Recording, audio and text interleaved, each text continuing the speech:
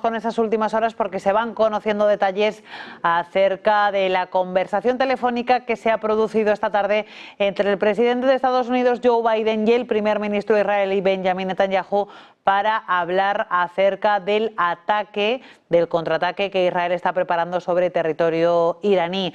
Un contraataque que Benjamin Netanyahu habría decidido junto con su gabinete de seguridad anoche en una reunión extraordinaria y de la que han hablado hoy Joe Biden y Netanyahu. Pues hemos sabido que esa reunión, según dice la Casa Blanca, esa llamada telefónica en la que se han reunido ha durado aproximadamente 30 minutos, que fue directa y productiva y que incluyó una discusión sobre la respuesta de Israel al ataque con misiles iraníes a principios de este mes. Los gobiernos han mantenido conversaciones desde la semana pasada tras el ataque de Irán que se produjo el martes pasado y esas conversaciones han continuado en la jornada de hoy. Los dos líderes, Biden y Netanyahu, han hablado más de una docena de veces desde el 7 de octubre y dice la Casa Blanca que en breve se va a emitir un informe completo sobre esa información. ¿Y quién ha dicho esto? Pues ha sido la secretaria de prensa de la Casa Blanca, Karine Jean-Pierre, así que nos vamos a ir en directo a esa rueda de prensa que está ofreciendo la portavoz en la Casa Blanca. Vamos a ver esa señal que nos llega y los mensajes que está trasladando. Regarding the Woodward book Prime Minister Netanyahu, you said that you have referenced the dozen calls the president has had with the Prime Minister since the start of the war. As it was brought up last time, he hadn't had one before this, before August 21st. In the book, Woodward reports that the president used an expletive when referring to Netanyahu and calling him a bad guy and other disparaging remarks. What's the White House response to that? So I'll say first that, look, there's going to be many books that are written about this administration, and many administrations, it's a typical thing to occur, nothing atypical about that. I'm not going to weigh in on particulars in each one of those books. What I can say to that question that you asked me, I cannot confirm. That is not something that I can confirm from here. But does it speak to the relationship of President Biden and And this is what I've said moments ago, Gabe, which is this president and the prime minister have known each other for decades. And their conversations, their relationship have always been honest and direct. And this 30-minute conversation that they had today was also direct and very productive. And you know, you have heard the president say he doesn't agree with everything, and they have disagreements. But because they have had this decades-long relationship, they're able to be honest with each other. I think what matters here is that this administration, this president's commitment to Israel's security is ironclad, and that will certainly continue to be the case. And quickly on another topic, on the reporting in that book that the former President Trump spoke with Vladimir Putin at least 7 times since leaving office.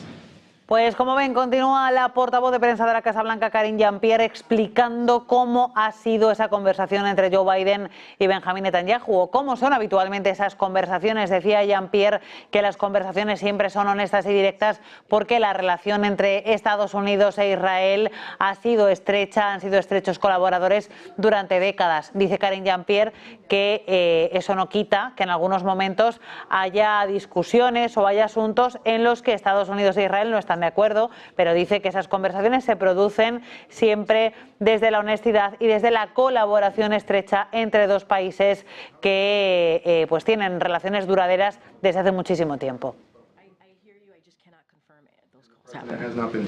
I cannot confirm any of these calls were true. Thanks, Karine. Given that the president canceled his foreign trip, he would have left, I think, tomorrow morning for Germany and Angola. Can you give us just a sense of what the next few days will look like as he is monitoring Milton? Yeah. Will he be here the whole time probably? Is it possible he'll go to Delaware over the weekend? Are you guys talking about a possible trip to Florida at some point already? So as you saw this morning, the president's going to continue to get hurricane briefings, not just on Milton and how we're preparing and what's happening. Obviously, we're all certainly very much focused. He's going to be laser focused on that as well as the Vice President. And so he'll continue to be updated, continue to get those briefings. I don't have any travel to read out to you at this time, whether it is to the impacted areas or outside of that. What I can say is the President is going to continue to be laser focused on the storms and what's happening, the preparations, how we are still certainly responding to the immediate needs of folks who have been impacted by Hurricane Helene as well. That is also very much in front of us and what we're trying to do and get done there. But that's going to be his focus.